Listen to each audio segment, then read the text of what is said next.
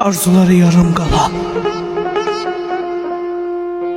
arzuları yarım kalan, Gönçe gülü vaxtsız solan, Qarabağda şəhid olan neçə şəhidim var. Layla səsini duymayan,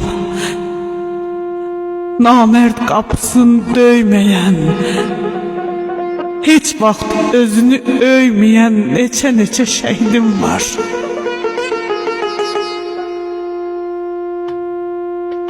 Bacıların ağlar qoyan, ürəkləri dağlar qoyan,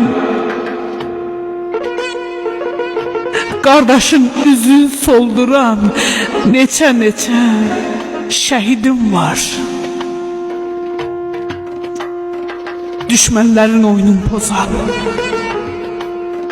mənfurlara qəbir qazan, qanlarıyla tarix yazan neçə şəhidim var. Namərdin qəlbini sökən, Qarabağda bayraq dikən, ata ana qəddim bükən neçə şəhidim var.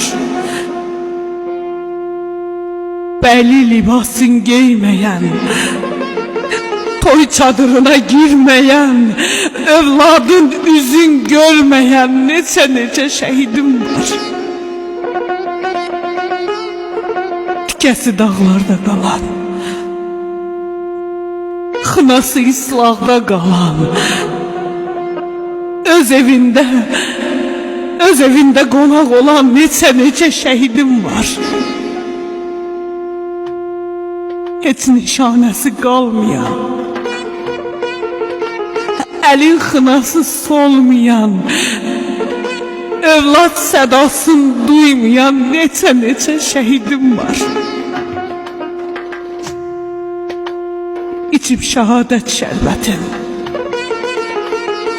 qoruyub namus qeyrətin, İmam Hüseyn əmanətin, İmam Hüseyn əmanətin neçə şəhidim var.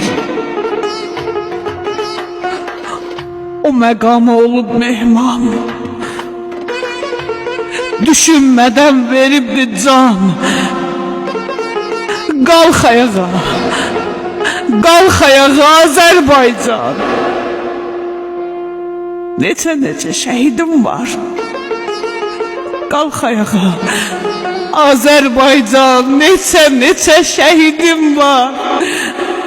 Üzü nurlu şəhidim var.